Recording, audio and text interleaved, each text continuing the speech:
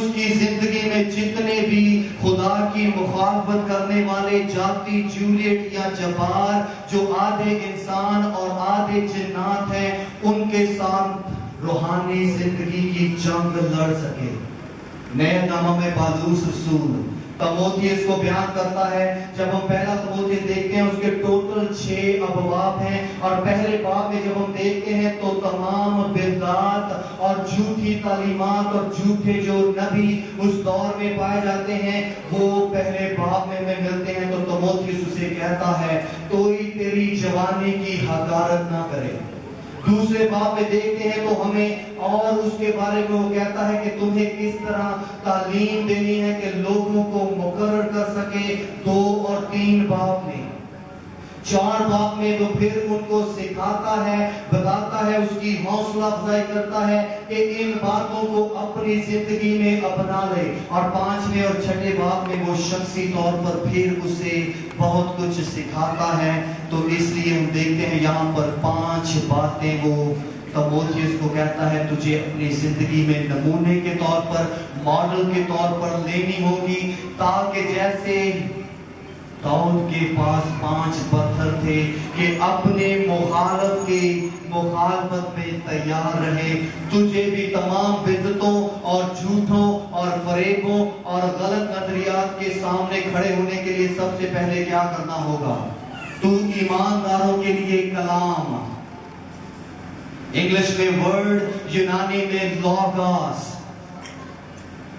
تجھے لوگوس سے کیا ہے جی؟ بھرنے کی ضرورت ہے، بھرنے کی ضرورت ہے۔ اس لیے آج جو کچھ آپ کی زندگی میں بویا جا رہا ہے آپ سب کیا ہیں جی؟ اس پیالے کی مانند ہیں، پیالے کی مانند ہے جسے بھرنے کی ضرورت ہے، کیونکہ خالی پیالہ نمائندگی کرتا ہے کہ ہمارا مالک آسمانی باپ کمہار ہے۔ یرمیہ نبی کہتا ہے وہ کمہار اور ہم اس کے برتن ہیں۔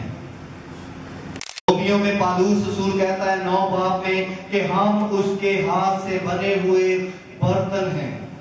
اس لیے یہ پیالہ آپ کی اور میری نمائندگی کرتا ہے کہ ہم وہ مٹی کا برتن ہے جس میں خداوند خدا اپنے کلام کا خزانہ رکھنا چاہتا ہے۔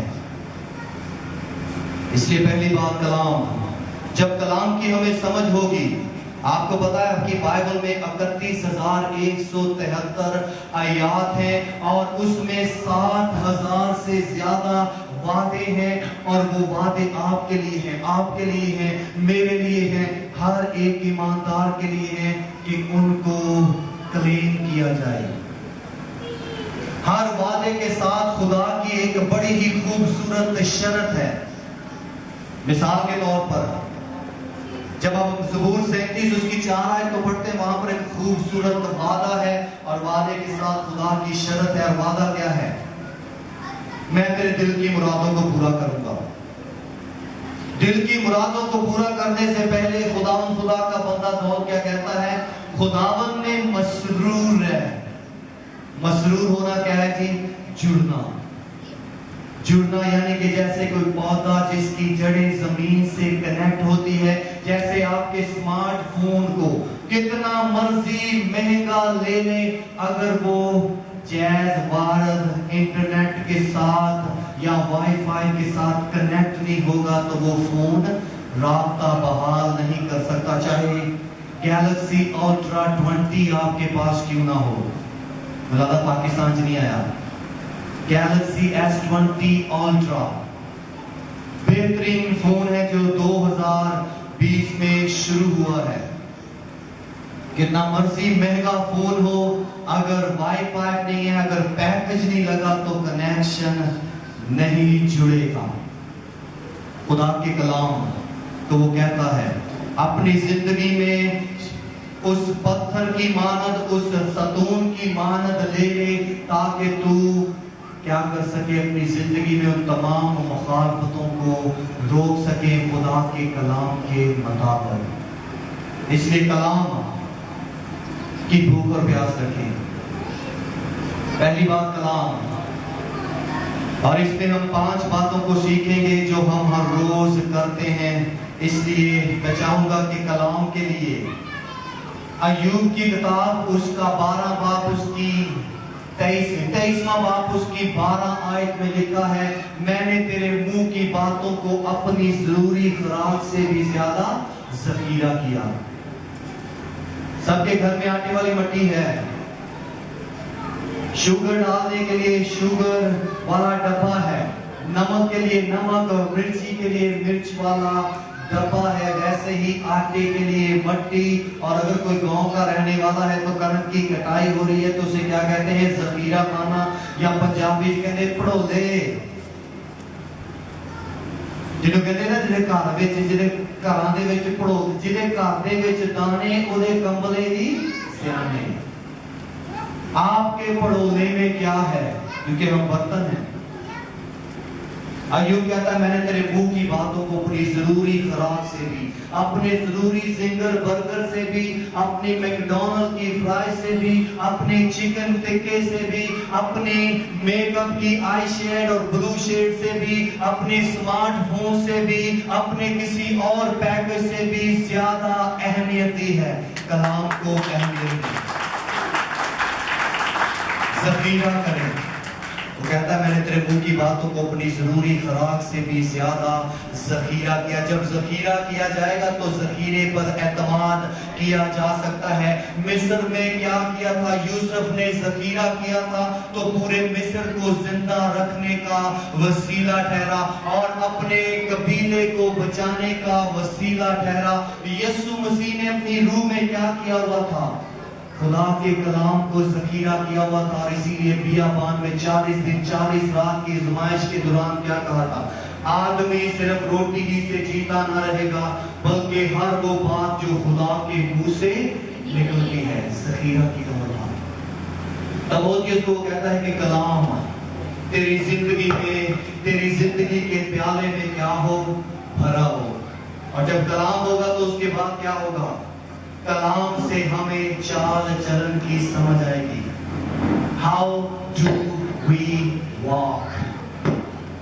افسیوں کے خط کے جب ہم 5ویں باب کی پہلی آیت کو پڑھتے ہیں تو پولس رسول کہتا ہے پس عزیز فرزندوں کی مانند خدا کی مانند بنو۔ خدا کی مانند بننے سے مراد کیا ہے؟ پیدائش 1 اس کے 26 اور 27 میں ہمیں پتہ چلتا ہے کہ خدا نے بنے ہوئے انسان کو اپنی صورت اور اپنی شبیہ پر، یعنی کہ جو کوالٹی جو خدا کی ذات میں پائے جانے والی وہ صفتیں ہیں ہمارے اندر رکھ دی۔ جیسے ہم سونگتے ہیں، دیکھتے ہیں، سنتے ہیں، دکھ محسوس کرتے ہیں، ہنستے ہیں، ویسے ہی خدا اپنی ذات میں یہ لیاقتیں رکھتا ہے۔ یسوع مسیح کو آپ ہنستے ہوئے، یسوع مسیح کو کیا کرتے ہیں؟ جذبات میں دیکھتے ہیں کہ وہ لازر کی قبر پر روتا ہوا نظر آتا ہے، کیونکہ ہم اس کی شبیہ، اس کی صورت پر بنائے گئے ہیں۔ اس لیے وہ کہتا ہے اس کی مانند بنو۔ اور آگے کیا کہتا ہے؟ اور محبت سے چلو جیسے مسیح نے خدا سے محبت کی اور اپنے آپ کو خوشبو کی مانند خدا کی نظر میں کیا کر دیا؟ قربان کر دیا۔ سو کلام ہم سب کے قدموں کے لیے چراغ اور راہ کے لیے کیا ہے جی؟ روشنی ہے۔ ایوب نے ذخیرہ کیا، اس نے تمام آزمائشوں کا سامنا کیا۔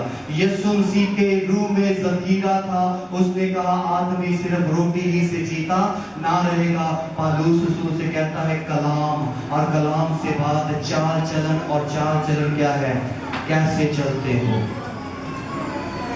افسیوں 5 باب میں جب ہم پڑھتے ہیں تو 5 سے 6 دفعہ لفظ واک، واک، چلنا۔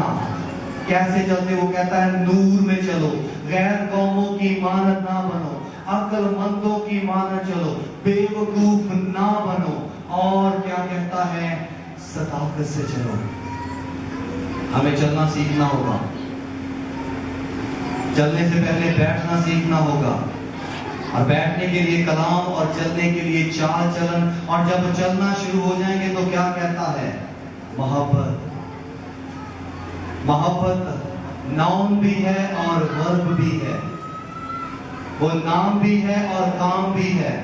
اگر خدا محبت ہے تو وہ محبت کر کے بھی دکھاتا ہے۔ ہمیں محبت کرنا سیکھنی ہوگی۔ नवा नवा जो इसको जो है ना वही पैसा भी छिड़कने लगा।